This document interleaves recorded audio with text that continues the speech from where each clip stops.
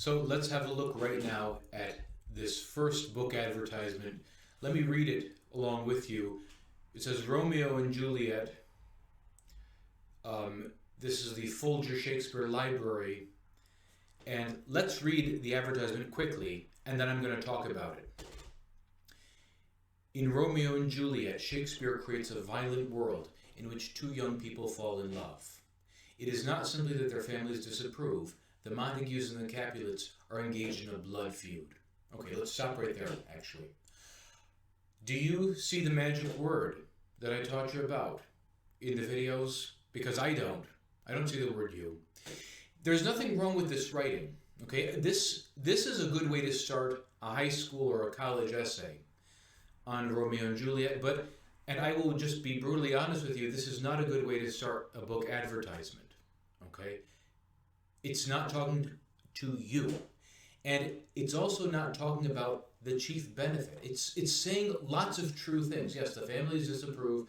The Montagues and the Capulets are engaged in a blood feud. That's all beautiful writing, but it's not telling you the chief benefit that you're going to get from reading this book. It's also somewhat complicated language. Remember we talked about the Fleisch-Kincaid score? This is a little too high. Let's continue reading though. Next paragraph. In this death-filled setting, the movement from love at first sight to the lovers' final union in death seems almost inevitable. Oh my, stop right there. I guarantee you that is way above an 8th grade level sentence, don't you think? Way too complicated. Let's continue. And yet this play set in an extraordinary world has become the quintessential story of young love. Are you for real? Too complicated. This is perfect for a school essay or for a college essay, but for an advertisement, it's too complicated. It's not saying you, and it's still not talking about any benefits.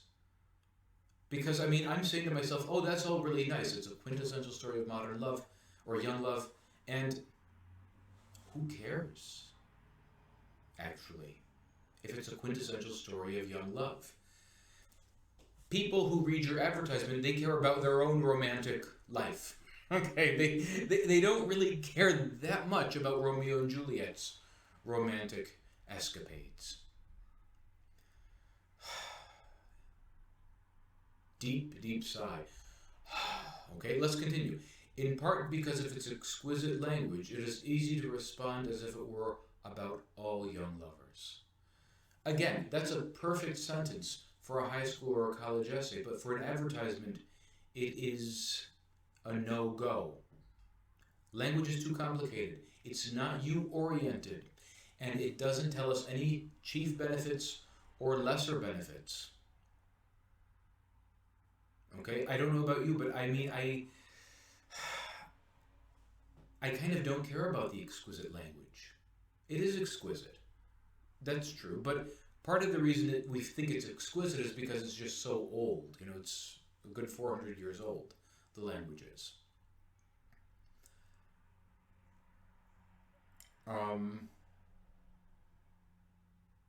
Is it that exquisite, the language, to you? I mean, I'm wondering. Maybe you think it is. I think it is modestly exquisite, but this is not something to make a big deal about in your advertisement. Because most people don't care about the exquisiteness of the language. Anyway, let's keep reading. The authoritative version of Romeo and Juliet from the Folger Shakespeare Library, the trusted and widely used Shakespeare series for students and general readers, includes... Okay, now look, now we're getting to something good. This is a good element in this advertisement because you have some magic bullets, don't you? You have your blind bullets, and that's a good sign.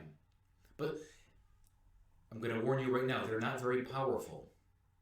Okay, they're kind of lame. Look at the first one. Freshly edited text based on the best early printed version of the play.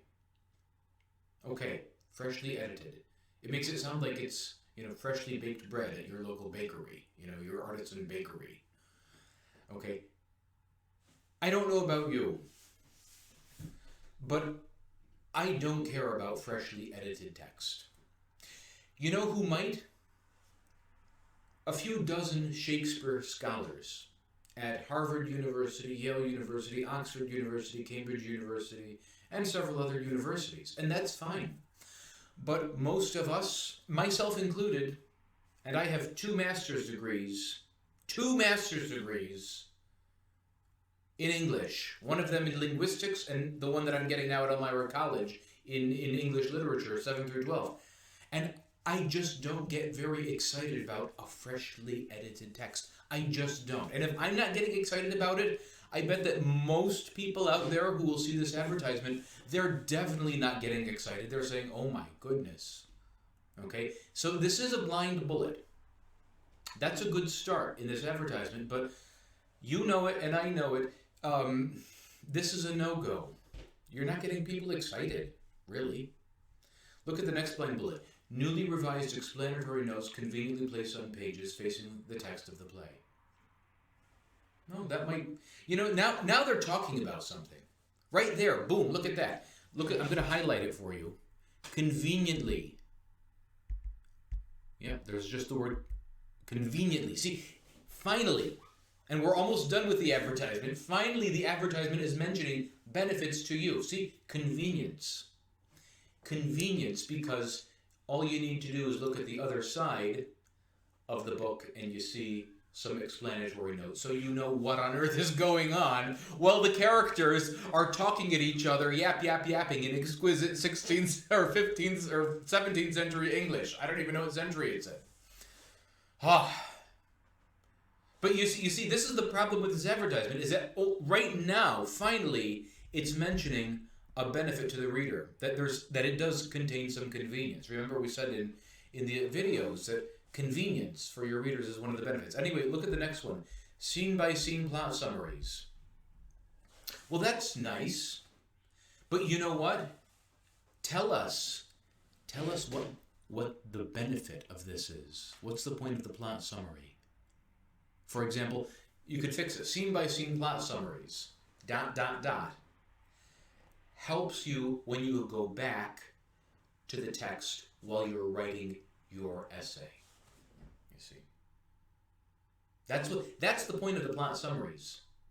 So that when it's time for you to write that essay and it's due tomorrow morning, you can quickly go back and reference the summaries and say, okay, that scene was about this, that scene was about that, and now boom, boom, boom, I'm gonna fire off this essay.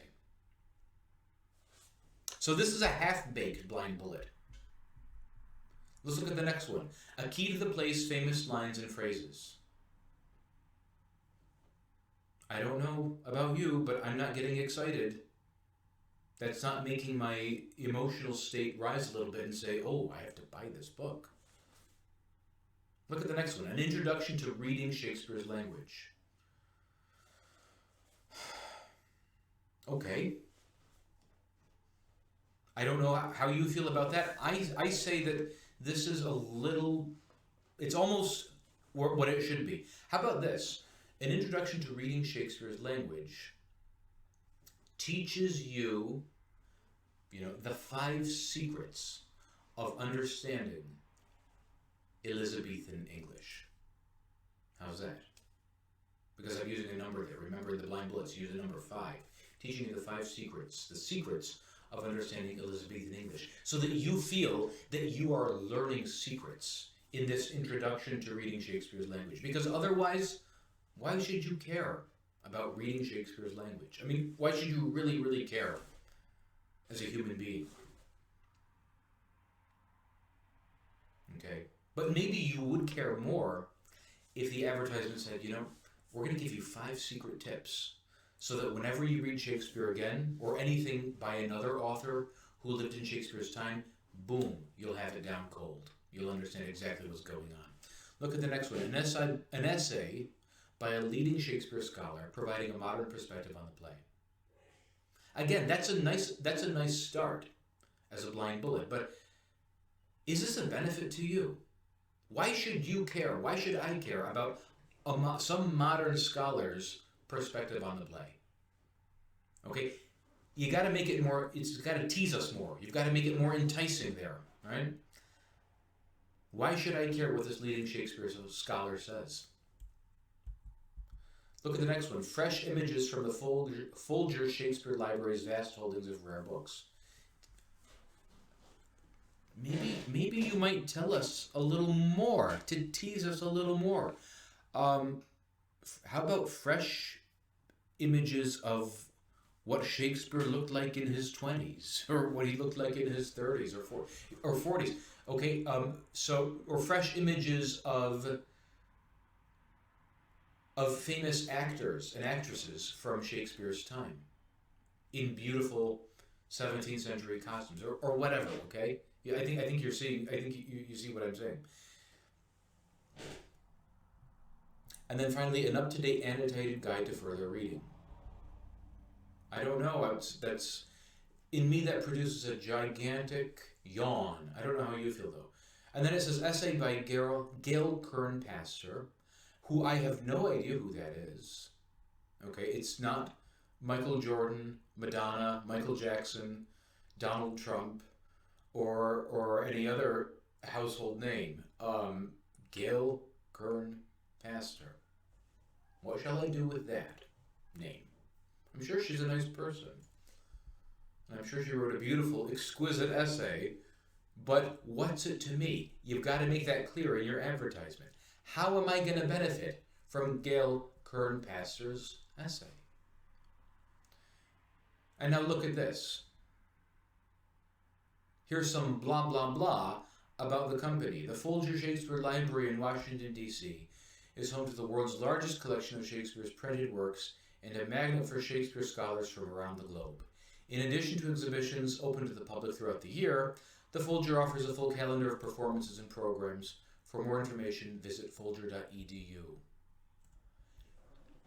Nowhere in that advertisement, see, I have to lean back because I get carried away. I'm trying to stifle myself. Nowhere in that advertisement does it say the word you. The magic word. Okay. The advertisement barely touches on the benefits to you, the reader. The advertisement does not. It does use blind bullets, but they don't do anything. They don't tease us enough. They don't make me say, "Oh my gosh, I need this copy of Romeo and Juliet on my desk right now." Okay. All right. Do you see any proof?